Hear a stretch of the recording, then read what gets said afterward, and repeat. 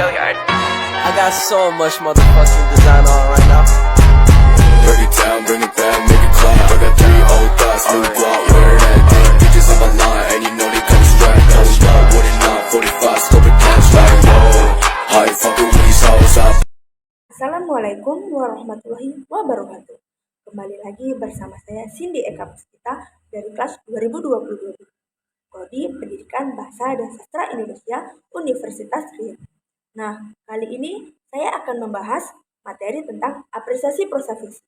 Nah, sebelumnya di sini saya akan menjelaskan dulu apa sih apresiasi prosa fiksi? Apresiasi prosa fiksi adalah karya sastra yang berbentuk novel, novelet, dan cerpen, di mana mengutamakan faktor imajinasi daripada faktor kenyataan, dan melakukan pemahaman atau penghargaan serta menyeluruh untuk mengambil nilai-nilai yang terkandung pada karya tersebut. Nah, yang kedua itu tujuan apresiasi prosa fiksi.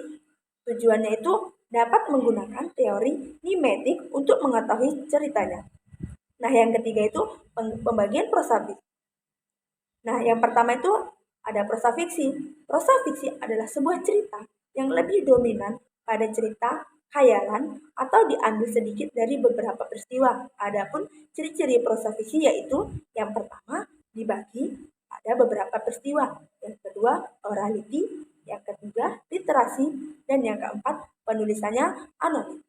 Adapun contoh prosa fiksi ini yaitu cerpen, novel, cerita panjang atau romans. Munculnya cerpen sendiri yaitu pada tahun 1960-an, di mana saat itu terdapat suatu angkatan yaitu angkatan 66. Cerpen yang saat itu muncul menggambarkan tentang kebudayaan kita untuk beserta unsurnya. Salah satu tokoh cerpen Indonesia yaitu M. Kasim dan Sueman. Nah, yang kedua itu prosa non-fiksi, yaitu prosa yang menceritakan langsung peristiwa sebenarnya tanpa dikurangi atau ditambahkan, yaitu yang pertama biografi, jurnal, artikel, dan sebagainya. Nah, perbedaan prosa dan puisi yaitu puisi lebih padat isinya dan kata yang digunakan sedikit, tetapi memiliki makna. Sedangkan prosa sesuatu yang kecil dijabarkan seluas-luasnya serta dengan imaji penulis. Nah, yang kita bahas nih saat ini yaitu Tele Sutarji Djaldjum Bakri.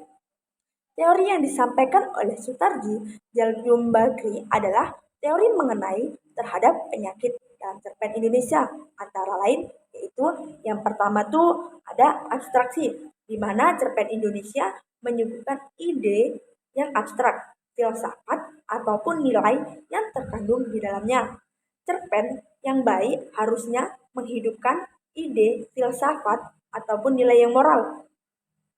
Nah, yang kedua itu ada kecenderungan ingin terlalu banyak meragukan cerita, ide, hal peristiwa dalam cerpen. Nah, yang ketiga itu kurangnya disiplin menulis atau kurang memperhitungkan dengan cermat cara menyampaikan. Nah, yang keempat tuh kurang keterampilan dalam menggunakan bahasa Indonesia, di mana sering dicampurkan dengan bahasa daerah. Nah, beberapa kelebihan dan kekurangan dengan mengacu pada teori Sutarji Djaldjum Bakri yang berjudul Beberapa Penyakit Cerpen Indonesia.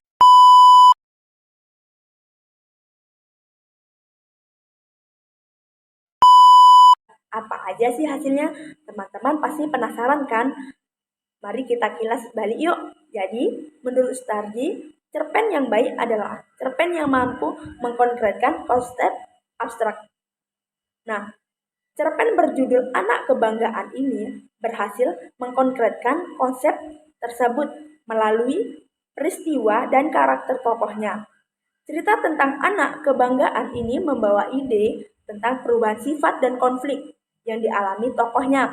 Perubahan Ompi yang pada awalnya tidak suka berbohong, kemudian terjadi kebohongan memiliki pesan tersirat tentang kehidupan. Hasil pembedahan yang kedua, meskipun cerpen ini membawa pesan yang kuat, namun perlu diperhatikan bahwa beberapa bagian memerlukan pengembangan. Selain itu, gaya penulisannya juga perlu ditingkatkan agar cerita lebih berirama dan dialog yang disajikan lebih menarik pembacanya. Nah, yang ketiga, hasil pembahasannya yaitu berkaitan dengan menggunakan bahasa Indonesia dalam cerpen ini sudah cukup baik, meskipun ada ruang untuk meningkatkan dalam hal pemilihan kata dan struktur kalimat agar cerita terasa lebih ekspresif. Nah, itu tadi materi yang dapat saya sampaikan. Saya akhiri. Wassalamualaikum warahmatullahi wabarakatuh. Make it clap. I got 3 old thoughts, new block.